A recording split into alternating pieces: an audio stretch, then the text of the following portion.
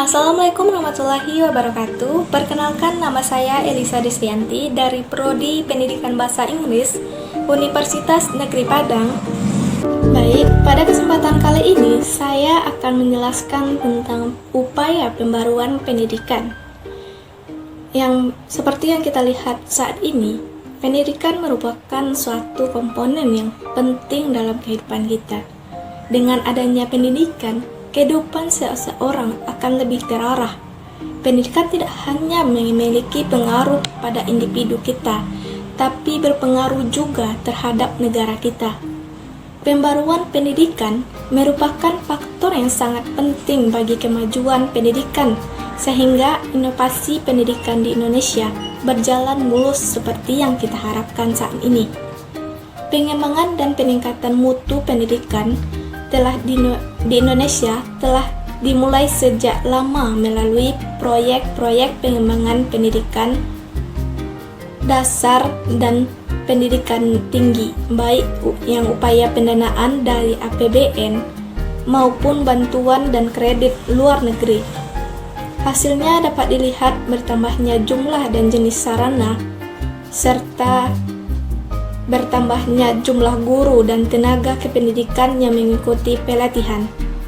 Pada setiap implementasinya, suatu program pendidikan guru memegang peranan sangat penting dan menentukan juga implementasi berbasis kompetensi. Keberhasilannya sangat bergantung pada kemauan dan kemampuan guru untuk melaksanakannya.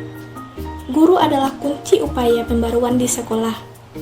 Oleh karena itu, upaya pendidikan di sekolah harus berangkat dari upaya pembangunan guru ke arah pembaruan. Dapat dilihat dari jenis upaya pembaruan pendidikan meliputi yang pertama, yaitu ada pembaruan kurikulum dan perangkat penunjangnya. Pembaruan kurikulum disebabkan oleh adanya usaha yang disengaja untuk mengubah semua yang terlibat dalam kurikulum, seperti pendidik, peserta didik, kepala sekolah, pemilik sekolah, maupun orang tua dan masyarakat yang memiliki kepentingan dalam pendidikan.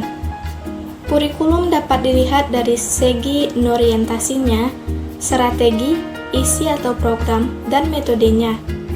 Kurikulum kita saat ini sedang menunggu kehadiran kurikulum yang tentunya mengandung peluang yang lebih besar dan lebih baik untuk mempersiapkan warga negara sebagai sumber daya manusia bagi pembangunan di masa depan.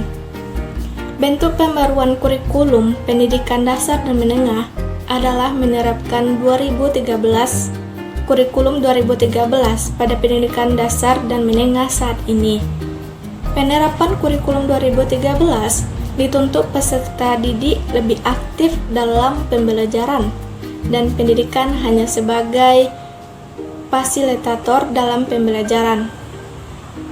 Peserta didik dituntut untuk berdiskusi selama berlangsungnya pembelajaran dengan menyalurkan pendapat dan saling bertukar pendapat.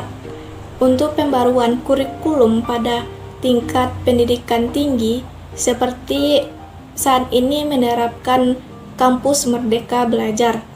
Merdeka Belajar merupakan program dari Kemendikbud di mana memberikan kebebasan mahasiswa untuk berinovasi dan kreatif dalam belajar. Salah satu bentuk penerapan dalam Merdeka Belajar adalah dengan dosen universitas lain atau belajar di kampus lain. Kedua, yaitu ada pembaruan pengelolaan pendidikan inovatif. Inovasi pendidikan adalah hal baru yang dimunculkan oleh seseorang atau sekelompok orang, baik berupa hasil inventasi atau discovery yang digunakan untuk mencapai tujuan pendidikan atau untuk memecahkan masalah pendidikan. Pendidikan yang inovatif dapat berbentuk metode di mana dapat meningkatkan kualitas pendidikan serta sebagai alat atau cara yang baru. Dalam menciptakan pendidikan inovatif, kita bisa menyatukan unsur teknologi dalam pembelajaran.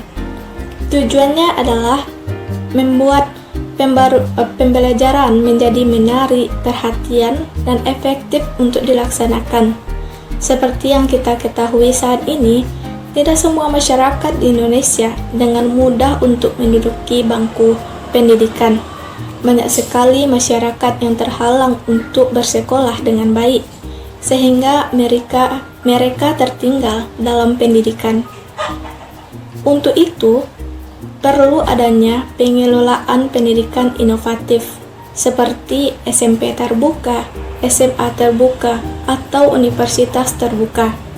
Ketiga dalam bentuk pendidikan inovatif ini memiliki tujuan untuk mempermudah peserta didik dalam memasuki jenjang pendidikan yang dibutuhkan karena terhambat oleh beberapa aspek seperti ekonomi, sosial, geografis maupun waktu yang tidak mencukupi. Selanjutnya yaitu ada pembaruan pengembangan pendidikan di luar sekolah. Pendidikan tidak hanya dapat dilakukan dalam bangku sekolah saja, akan tetapi pendidikan bisa didapatkan dari luar sekolah. Banyak sekali ilmu-ilmu yang tidak bisa didapatkan dari bangku sekolah. Ilmu-ilmu yang tidak bisa didapatkan dari bangku sekolah, kita bisa dapatkan di luar sekolah. Hal itu perlu dilakukan dengan melakukan pembaruan dengan lingkungan di luar sekolah, yakni lingkungan masyarakat. Melihat fakta yang terjadi saat ini, banyak masyarakat di Indonesia yang tertinggal dalam mengikuti pendidikan.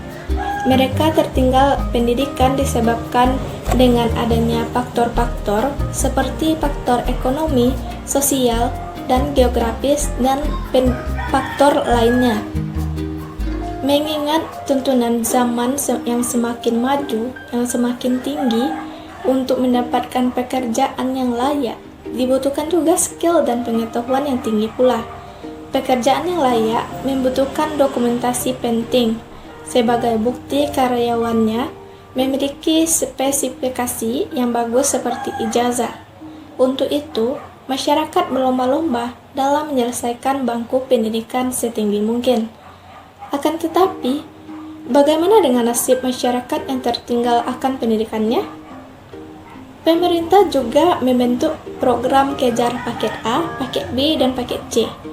Paket A untuk SD, paket B untuk SMP, dan paket C untuk SMK atau SMA. Dengan adanya program kejar, memberikan kesempatan bagi masyarakat yang tertinggal akan pendidikannya untuk bersekolah kembali dan mendapatkan ijazah sesuai dengan tingkat pendidikan yang dibutuhkannya. Selanjutnya yaitu ada homeschooling. Homeschooling merupakan bentuk pendidikan informal yang dilakukan secara mandiri oleh keluarga, sehingga orang tua dapat memantau langsung anaknya dalam belajar dan materi pembelajaran dipilih sesuai dengan kebutuhan si anak.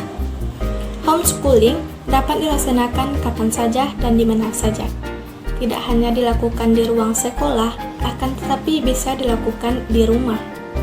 Peserta didik yang mengikuti homeschooling akan lebih mudah untuk mengembangkan kemampuannya secara maksimal.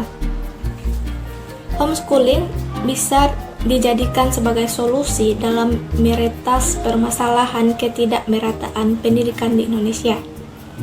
Meskipun peserta didik tidak bisa mengikuti pendidikan di sekolah, akan tetapi dia tetap bisa mengikuti pendidikan di rumah. Untuk mengikuti homeschooling, keluarga menjadi peranan yang sangat penting agar tetap terlaksananya pendidikan untuk si anak. Untuk itu, dapat kita simpulkan, pendidikan merupakan salah satu jalan untuk membentuk manusia menjadi pribadi cerdas, bermoral, dan bertanggung jawab. Melalui pendidikan, seseorang dapat mengembangkan sikap, pengetahuan, maupun keterampilan secara optimal. Pentingnya pendidikan, maka pendidikan harus dirancang dan dilaksanakan dengan sebaik-baiknya. Pembaruan pendidikan merupakan faktor yang sangat penting bagi kemajuan pendidikan. Oleh karena itu, Pembaruan pendidikan tampaknya saat ini telah merupakan kebutuhan yang sangat mendesak untuk dilaksanakan dengan sebaik mungkin. Baik, demikian yang dapat saya sampaikan. Jika ada salah kata atau dalam salah penyampaian, saya mohon maaf. Terima kasih buat orang yang terlibat dalam pembuatan video ini. Jangan lupa like and comment.